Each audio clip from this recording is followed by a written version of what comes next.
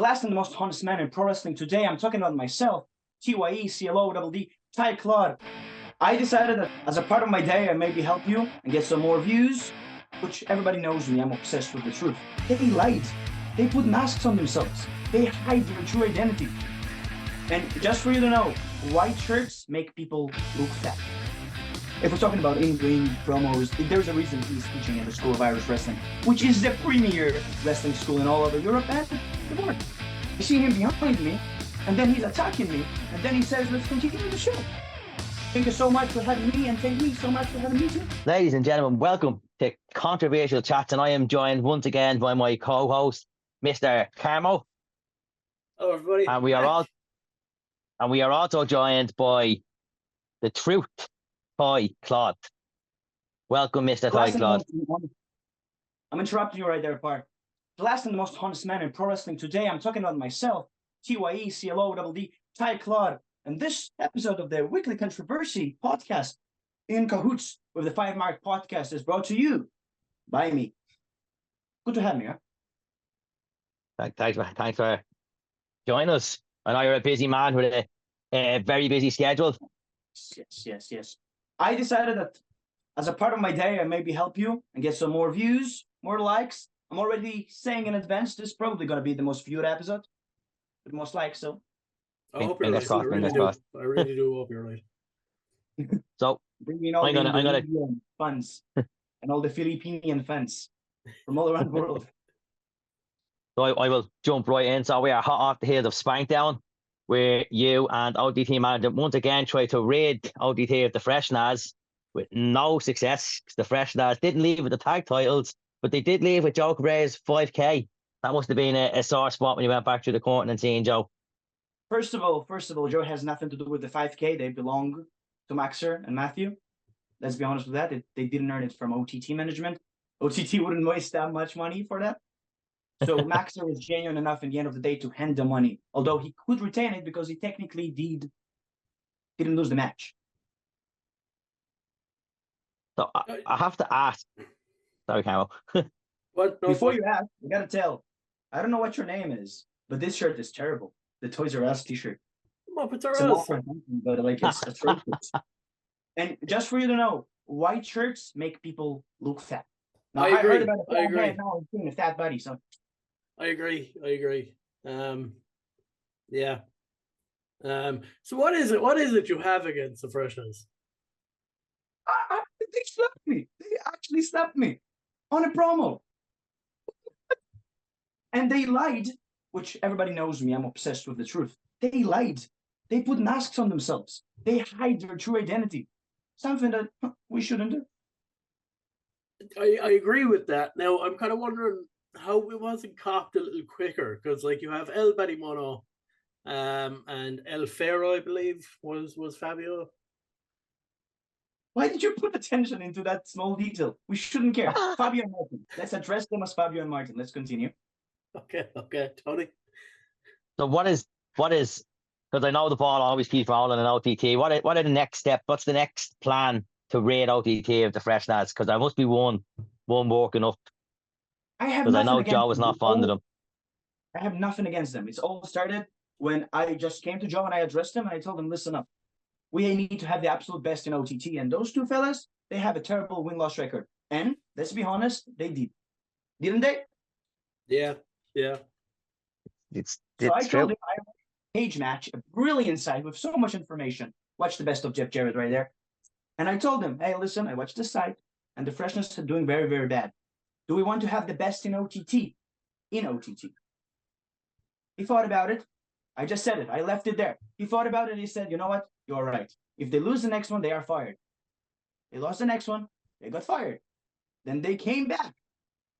In the seminar, they dressed as luchadors. I was like, they're clearly not luchadors. It's the same gear. There's everything. Nobody listened to me. Nobody answered to my phone calls. I was telling everybody, and everybody acted like everybody was a part of this joke. Everybody was a part of the scheme. And when they were revealed, everybody played, oh, welcome back. Well, they never left. So there is no scheme against them. There's nothing against them. There will never be anything against them. We're just trying to get rid of what were liars. Hope you like. Okay. I want to ask about Choco Bray. So Go ahead. how has your kind of, I suppose, partnership, or kind of like, how have you joined Joker Bray as kind of his right hand man, I suppose? I think it all started with I think one of the best ideas ever, and that's to put the Sam in the same team with Renzo Rose.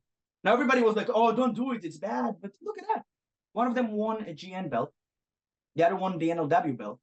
They're doing pretty damn good. The friendship did help them to find their spot in OTT. So don't want to take all the credit for that, but if you say so, I'll do it. Thank you.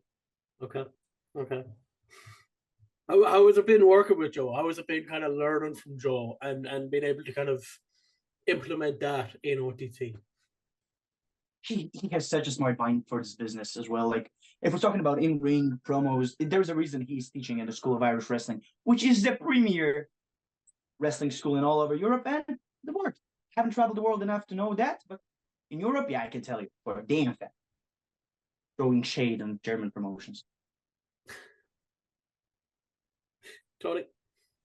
Yeah, so obviously the Freshness are the only issue you have in OTT. There's another very big issue, and that big issue is Big Boots Murphy.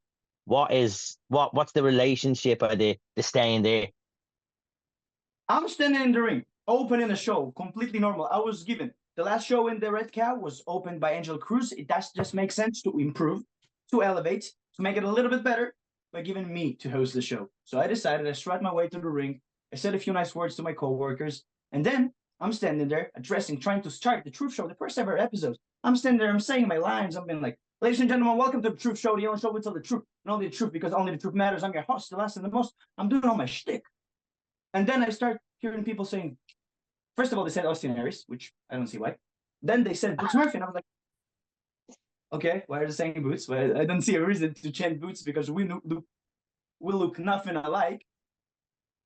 More hair in this fella. And then I see him behind me, and then he's attacking me, and then he says, "Let's continue the show." I was sent by Joe to start the show, to run the show, to host the show. Hey, who knows? Maybe I'll do a little bit more ring announcing like the last show. And then this fella attacks me, and now everybody is like, "Yay! Yay for what?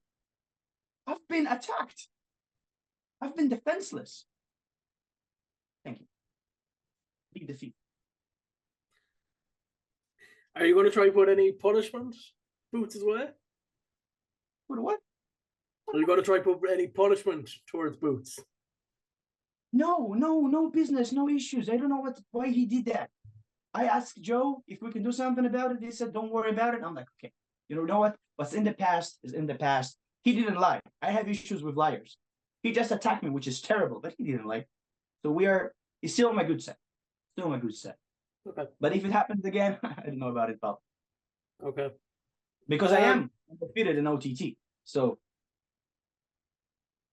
absolutely. I want to talk quickly about the Saviors of Destiny, who you've seemed to line yourself up with.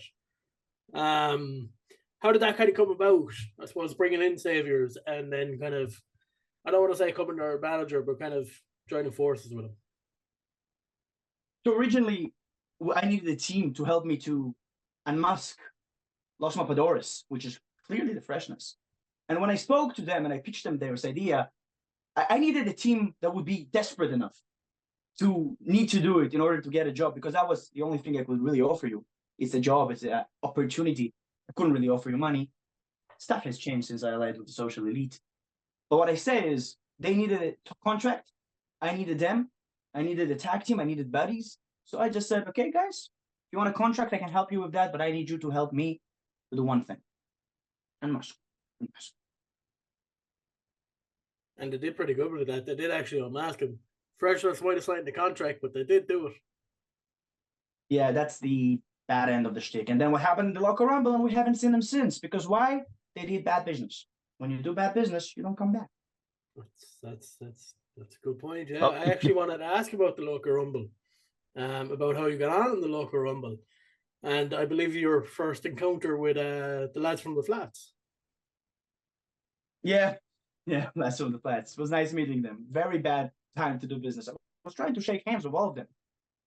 Really, I was standing in the middle of the ring trying to offer handshake with all of them, and only Worky, I don't know the names. Worky, yeah. Wavy, yeah, Worky. I was shaking his hand and sounded like a legitimate good guy. Then I'm walking away, and this guy turned on me. Another one turned on me. Am I like the Sting of OTT? I see. You see that? Yeah. Yeah, I like that. Yeah, okay. But it was good to be a part of this moment, part of a debut of a new faction. Was interesting. Tony?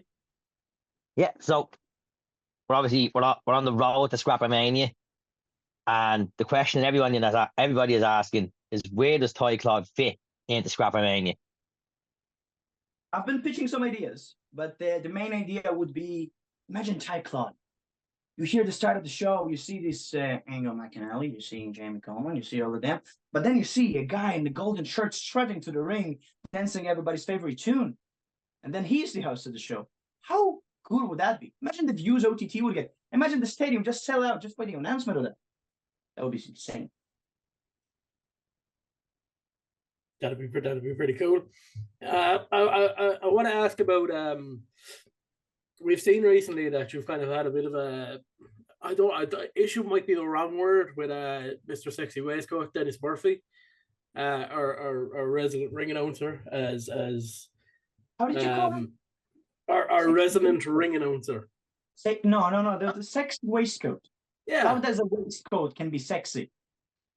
Look, when you're Dennis Murphy, I don't know how you do it, but you rock a waistcoat. Yeah, I'll leave you with that. My man is to a waistcoat. I won't say. Maybe kids are watching. I won't say what I'm saying. I'm playing with rocks. That's what I'm doing. But to a waistcoat. Okay, don't judge you. Continue the question. Sorry, sir. Okay. I'll pass it back to Tony. An issue. Yeah, an issue. So I'm asking the microphone. A part of the show is to bring me the microphone to speak to the people that came to watch me speak. I'm asking the microphone. He's not handing me a microphone. I can't speak. this is Yeah. Ty loves to speak, so if Ty can't speak, the magic can't happen, and people get disciplined. My man gets it. I pay attention. Maybe Ty should take up the mantle of ring announcer and bring a bit of pizzazz to OTT. He says the waistcoat is sexy. Imagine my polo shirt. He's probably, I won't even say that with words. It's one piece. We have to get security guards to keep all the female fans away from you. Yeah.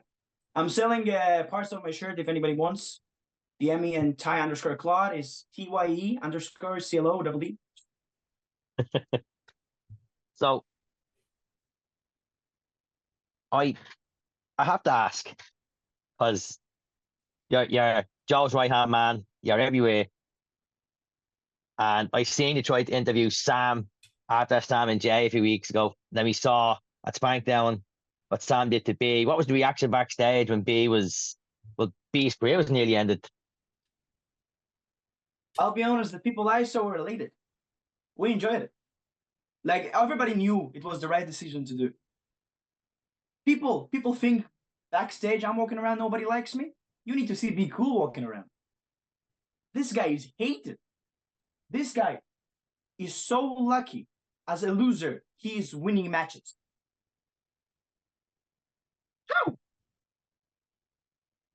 It's true. He won the local rumble with the help of the fans. Who saw that one coming? Exactly. Imagine Joe in the main event of Scrapper Mania. I'll buy 2 tickets for myself. It sells out itself. I think anybody wants to see Trent and B. I think Trent and Joe sells. Exactly. Did you see the physique of Joe? This guy is still in shape. More than in shape. He can teach people about shape. Joe has definitely got a scary physique. you can see why nobody speaks up to Joe, because won't end well. Nobody's speaking out about Joe as well. The guy does everything right. He's a perfect man. Maybe except for Trent Seven. That's the only argument I might give, especially the fact that the last show that he might have called OTT a British company. I don't know what the debate is about. I'm not from here. So if it's a British company now, congratulations, we're British now. That's all I have to say.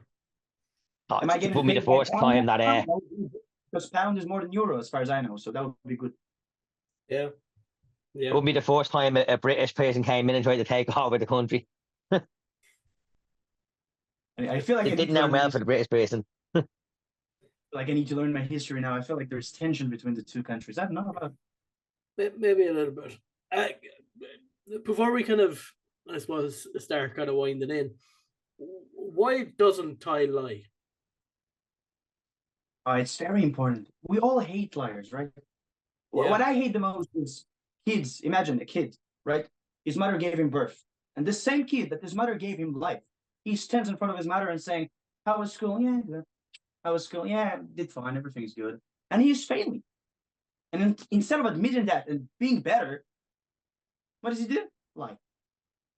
So this same kid learns and grows and becomes a drug dealer. Not because he lied when he was a kid. So Okay. I decided when I was a kid to never lie. Never, ever, ever tell a lie. And if I'm telling you half the truth, you know it's the damn truth. I like it. I can respect that. I can respect that. Before I hand it back to Tony, for you, Ty, what would you like to see, or what are your kind of goals for the rest of 2024? Interesting goals. I think we need a full-on truth show. One time, me and a guest. Give Max to get Denhausen would be a great interview. Heck, Yeah. Ziggler. And number one, if we can get Double J, me and Double J can have a little conversation, maybe a little strat off. That would be brilliant. Definitely my goal. I'd like to see that. Yeah, I'd like it. Love to do So it. you mentioned Danhausen. We know Yes. Danhausen's going to be at Scrapper Mania in Wolves in Dublin. And we've already seen in Wolves he was announced to face Charlie Crawley. But in Dublin, he hasn't got an opponent. And I hear a lot of people are asking that he fights the Sam. What are your thoughts on that? Why the Sam? Like, apparently the Sam is entertaining. So Denhausen is entertaining, Sam is entertaining. Let's separate them, put them in two different parts of the show, and then the entire show would be entertaining. Why would you put two entertaining stuff at the same point? I don't see it. This is why we go through you for business. I The would mistakes never don't happen. book Sam and Denhausen in the same match. Either against or tag, they should never be in the same ring. My opinion. This is why your Joker Bray's right hand man. This is why business goes through you. Yeah. I just give him advice. He knows everything about the business ins and outs. He knows what the show's supposed to have and hell. Did you watch Spec now? Yeah. A heck of an entertaining show. Who decided who wrestles who? Not me. Joker Bray. Love it. So, Yeah. unless Carmo has any more questions, I have one more question for you. Fire away, Tony. Who is Tye Clodd? Good question. I think every nickname I have speaks for himself. The gossip god. I'm a little bit in the know. I know everything that happens in OTT. I have some information you probably shouldn't know. So I think that explains it the best.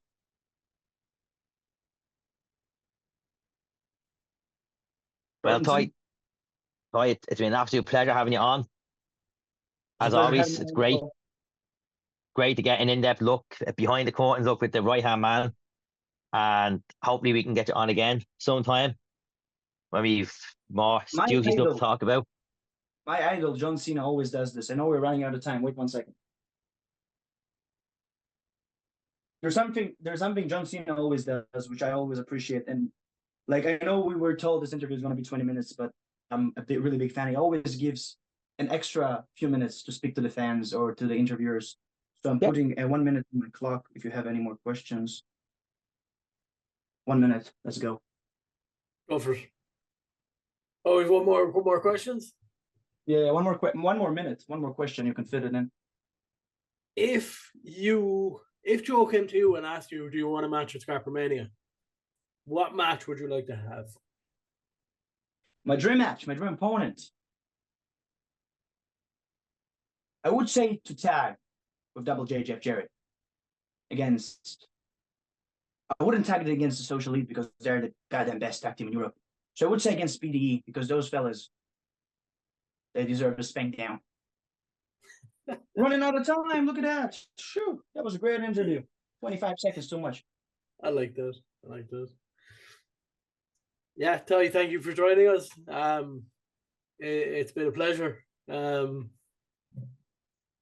can't wait to see what you and Joker Bray bring to us in OTT. Can I hear both of you spell my name before I leave? That is TYE Tye Clodd. Can I hear the other fella? With the Muppet shirt? TYE Tye Clodd. TYE D Tye Clodd right now saying goodbye with the Controversies and the FiveMarks podcast. Thank you so much for having me, and thank you so much for having me too.